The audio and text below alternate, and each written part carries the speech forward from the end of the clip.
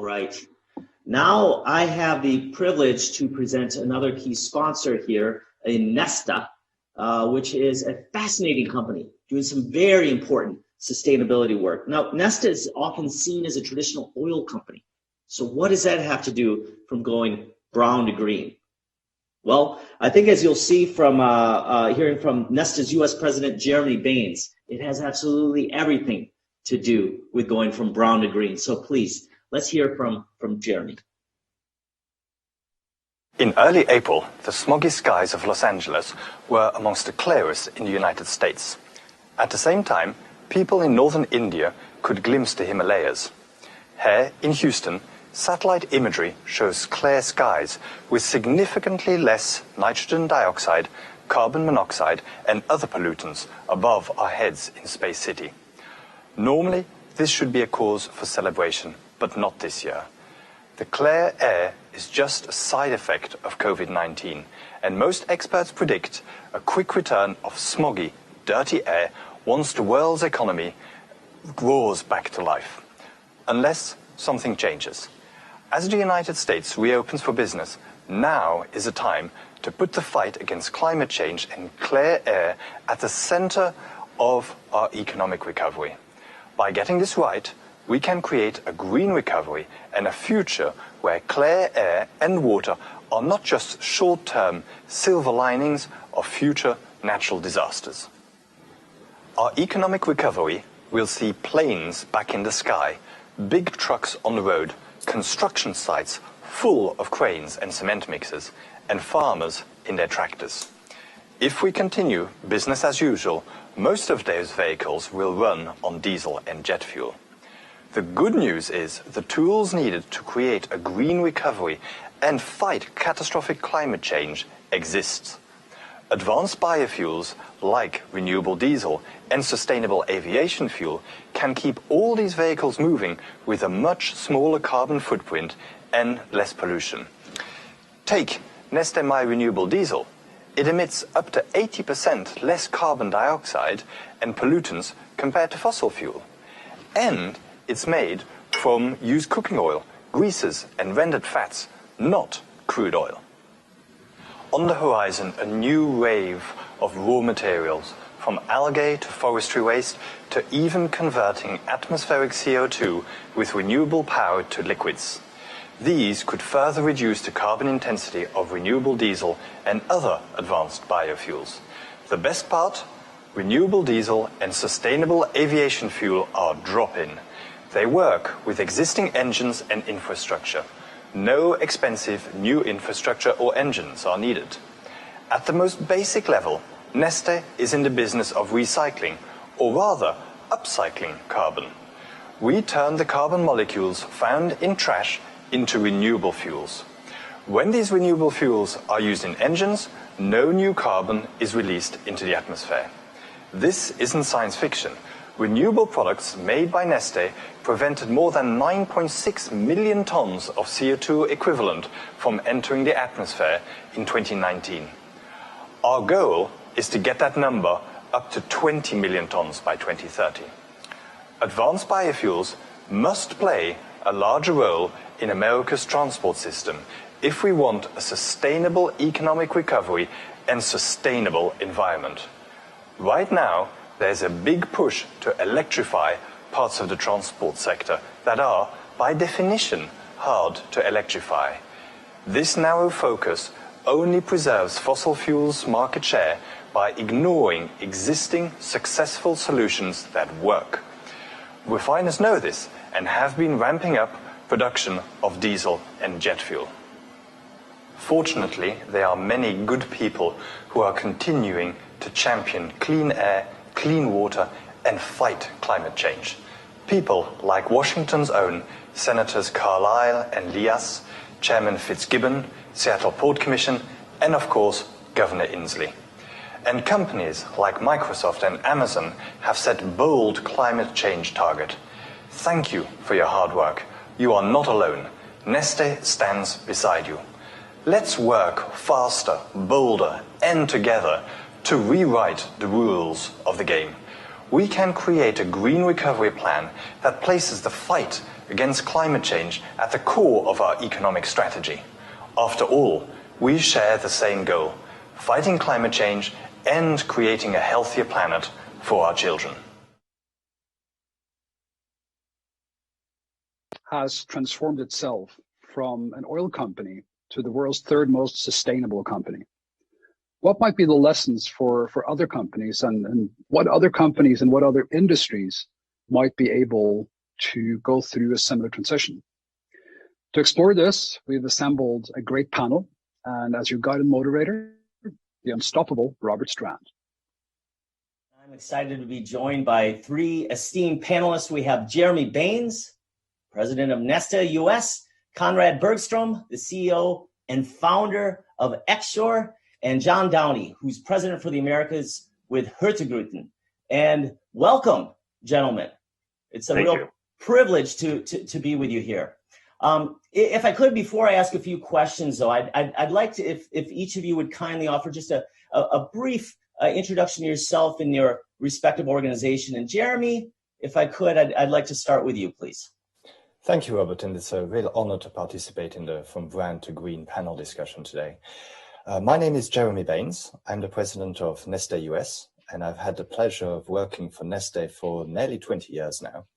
Neste is the third most sustainable company in the world, and we are the leading producer of renewable diesel.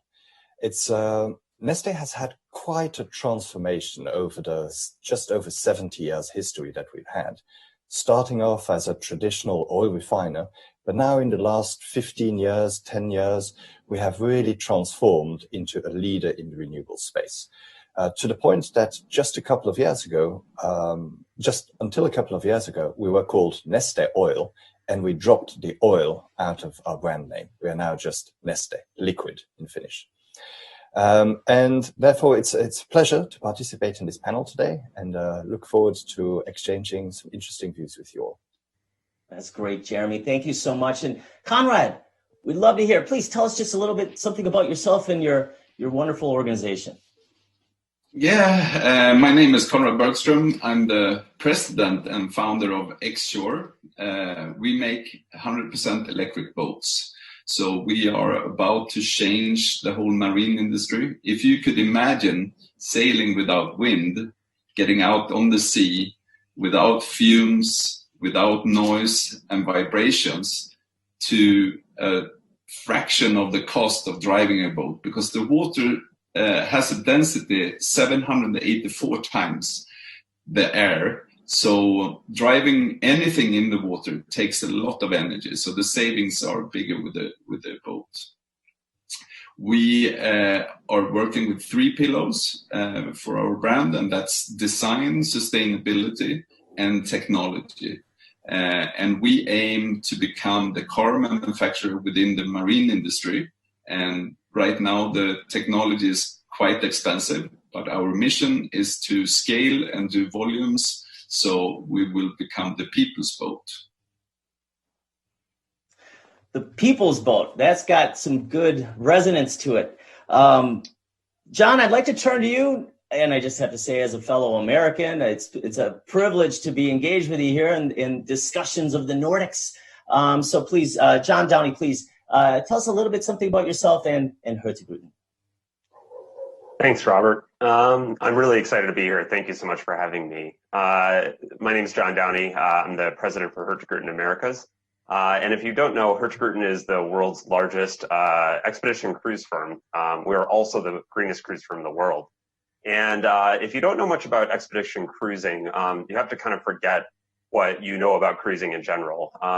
We have custom expedition built ships that focus on traveling to the corners of the Earth. We're the leading provider in Antarctica for expedition cruises down there, but we also sail over the top of Canada, north of Norway, down the Patagonian coast. And so we, for our 127-year history, have been the first to see the impacts of climate change in the Arctic and Antarctic waters.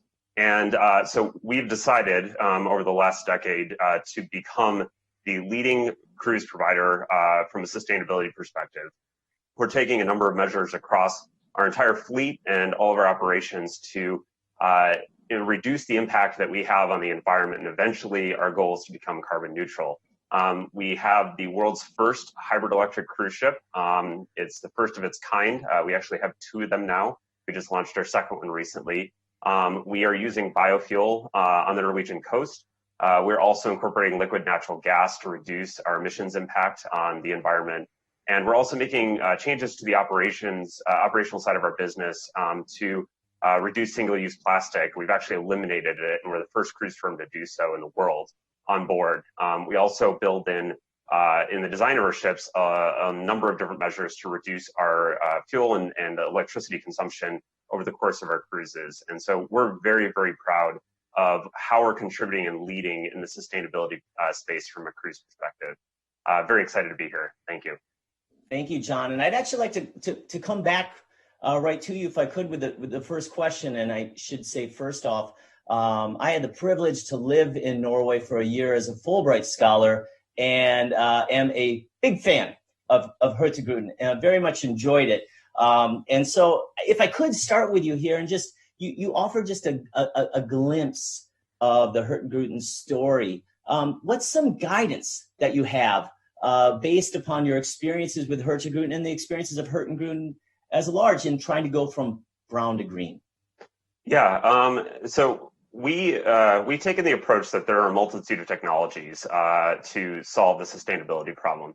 There's no one silver bullet to fixing this situation, and we have chosen to lead the way in the cruise industry. If you rewind a couple of years ago, every other cruise firm said it was impossible to do a hybrid electric ship. It didn't exist. Obviously, automobiles existed in that front, but scaling up that type of technology and operations seemed impossible to the cruise industry at the time. We've chosen to innovate and actually take the lead ourselves instead of following. And we've done that across our entire fleet as we've incorporated things like biofuels and liquid natural gas. And we're choosing to take every possible step available to us and innovate where technology doesn't exist so that we can actually lead the industry. Many others are choosing to follow or not follow at all. They're blaming lack of infrastructure instead of taking the lead to develop that infrastructure. Last year, we did the world's largest biofuels contract in the world. And we chose to do that because we wanted to make sure the infrastructure was available on the Norwegian coast to support our ships.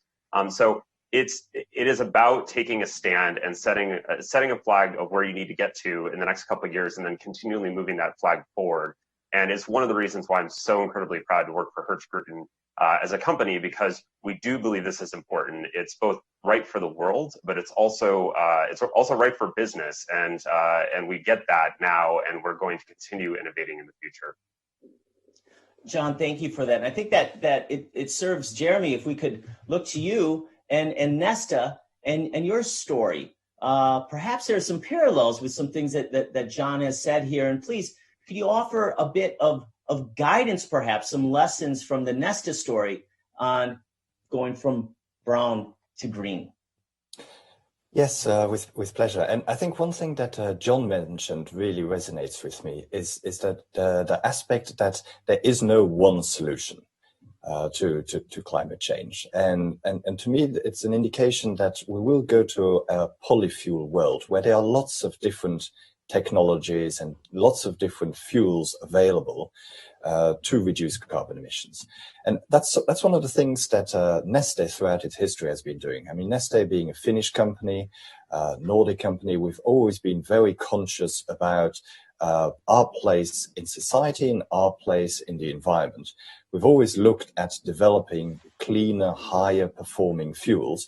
And that's what led us really to this renewable diesel technology, using waste cooking oils, greases, animal fats, really from this brown to the green. So from the brown greases and real wastes to the green, renewable green swan, if you want, of the industry.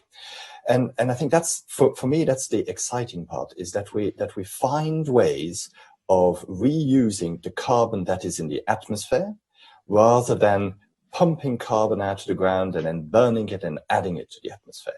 Yeah? So really, we've on this journey of developing new and more sustainable fuels. And the other thing that I think resonates with me is what John was saying, is that the excuse.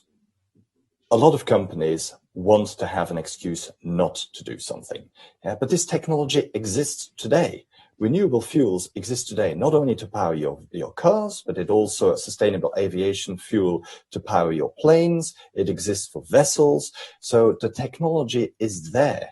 It's just a choice whether you want to burn something sustainable or you want to continue to burn fossil fuels. So really excited to learn more about John's journey with Hurtigruten.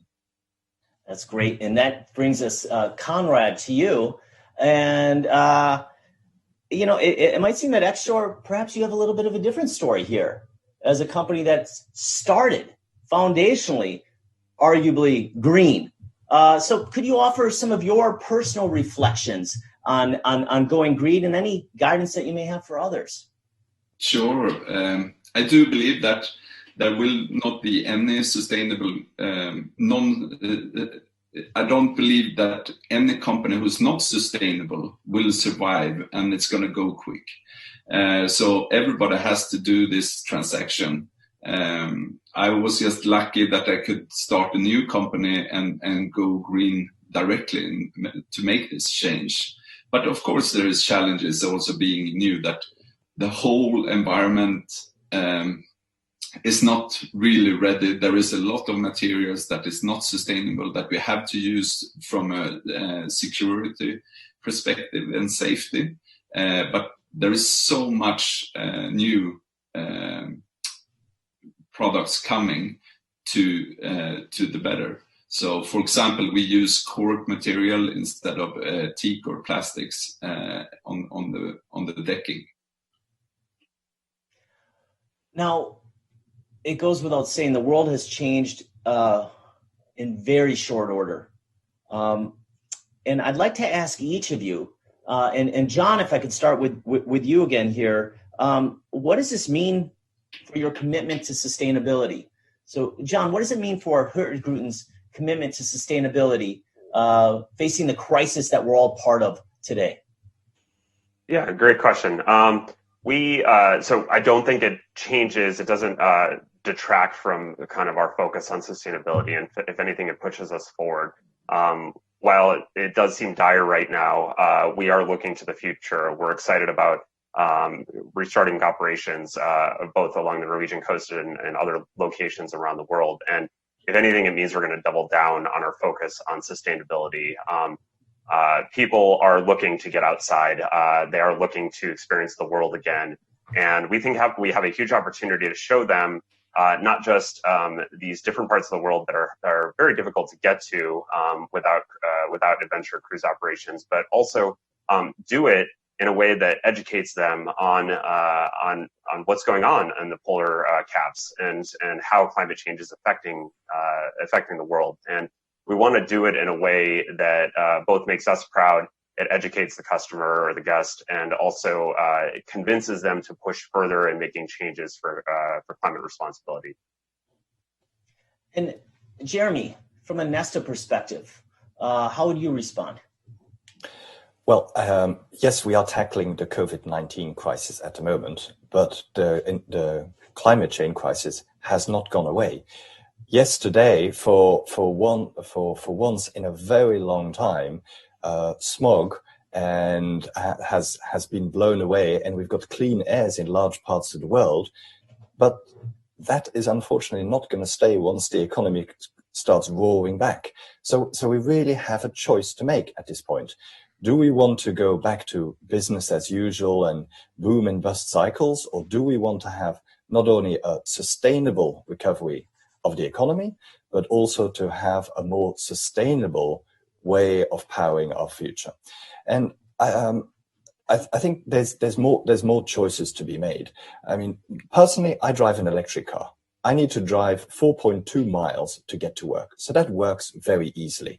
I run the house runs on green wind energy, so that is a sustainable choice. But you have millions of heavy-duty trucks on the road, and it's just not good enough to say that, oh, well, one day maybe they can be electrified. These trucks are going to run for decades to come. We need to find a way of fueling them in a renewable and sustainable manner. And that technology exists today. There are biofuels out there. There's biodiesel. There's fuels like Neste produces, renewable diesel, that can reduce the emissions by up to 80% overnight. The only thing that you need to do is change the fuel. And the same thing goes for planes, and the same thing goes for boats. That exists, and now is really the time to make those choices.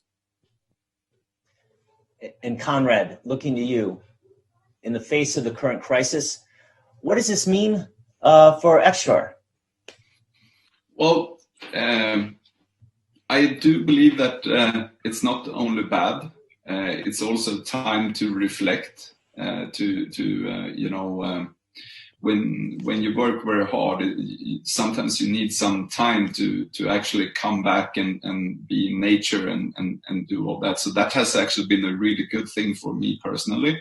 For Exshore, we see that more and more. We have 3 different segments. One is business to consumers, and they are making more green choices, and that is where we drive the trend. Then we have the business to business, which is like water taxes, hotels, and so on, that want to show the sustainable way and that they are aware and want to be on this trip to make the change so we all can survive. And then we have the business to governments. So we actually have increased our business since this happened. And I just pray for all the ones that having a business that, haven't been able to go through this, because many have worked their whole life. This is not some financial guys fucked up. This is, something that is really hitting all kind of places in the society. So we need to come together and help each other to get through this. But when we come out on the other side, I believe that we will be stronger and that we need to be more sustainable, everyone. And John, I'd like to look to you again here because, of course, this is the Nordic Innovation Summit. And as an American, I've drawn a lot of inspiration by looking at the Nordics and having experiences over the last almost 2 decades of comparisons between the Nordic context and the U.S. context. And I would be very interested to hear your reflections on any differences, similarities that you see from your experiences in the U.S. and the Nordics, and specifically as it relates to ideas of innovation and sustainability, if you would. Absolutely. It's interesting. This is the first Norwegian company I've worked for. But if you look at not just Norwegians, but Scandinavians in general, they have been the first to experience the effects of climate change. Norway, if you're not familiar, set up the Seed Vault, which is a seed repository in a territory called Svalbard, and it's inside the Arctic Circle, but it's part of Norway, and it's very far north. And that was planning ahead. They knew this was coming. It was very obvious that we're going to be in a bad situation this century. And ironically enough, the Seed Vault actually flooded recently because climate change is accelerating faster than everyone expected. But we're starting to see the same types of things in the U.S. In Washington State, the glaciers on Rainier have receded at a monumental rate over the last 20 years. And so I think people in the U.S. are starting to appreciate the gravity of what's happening a little bit more. But working for the Norwegians has served as an inspiration. And we have been the first cruise line to see the impact of our actions in the Arctic waters. And that's part of the reason why we lead the way we do in sustainability. And for us, it is 100% about making the right choices for the world. As Jeremy had mentioned, from a fuel perspective, we have chosen to take a higher cost fuel across our fleet, and we did that a decade ago.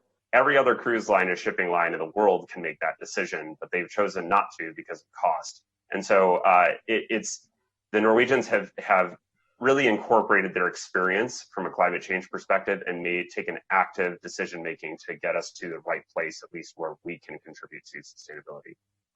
That's great.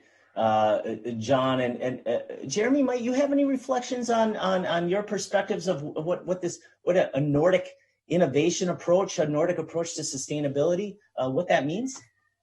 Well, I can give you a practical example what Neste is doing. So last year, in 2019, we helped our customers reduce CO2 emissions by 9.6 million tons. That's a concrete result. Neste as a company has not only committed to moving ahead in decarbonizing faster than regulation in Europe, but also we set ourselves the ambitious target of being carbon neutral by 2035 across all of our businesses. So imagining that today we still have 2 fossil refineries, we want to get to carbon neutral by 2035. That is a huge commitment. And I honestly believe that is something that Neste can achieve. So if we can do that, and we can continue to increase the amount of renewable products that we can bring to our customers to help reduce carbon, yes, we can do this as a society. But it is a choice that we need to have. And that's why I think, again, when we're fighting our way out of this crisis, this is also the time to have a clear policy that our politicians, that our governments, federal, state, local, that they start working and deciding what kind of future do we want to have. There are some very good policies out there. California has a low carbon fuel standard. Oregon has a clean fuel program. Washington state has been voting to implement a program such as that as well. So I think the opportunity is there for sustainable, clean recovery. And Jeremy, I think that you're hitting at a point here when we talk about innovation, it's so important to include, and that's innovations in policy. And that's getting smart policy. And I would suggest that we could draw a lot of inspiration from a Nordic context also with respect to this, and examples in the world about smart policy. And perhaps that's how we need to frame it also, rather than talking about, particularly in an American context, talking about regulation, which is inherently seen as bad, smart policy. And it seems that you offer some really good examples of smart policy that we could drive. Konrad, we have just a moment left in our panel. Do you have any parting words of wisdom that you could share with us very briefly? Well, you should remember that it's the decision makers, and in this case for the companies, the customers, who will decide what to buy. And they are definitely not going to shoot themselves in the foot. They're going to go sustainable, because that is the future. We all have to do that. Excellent words to conclude by here, Konrad. It's such a privilege, Jeremy, Konrad, John, to be able to learn from you, from your experiences and the experiences of your respective organizations on going from brown to green. Thank you so very much for sharing your insights. Thank you. Thank you. Thank you.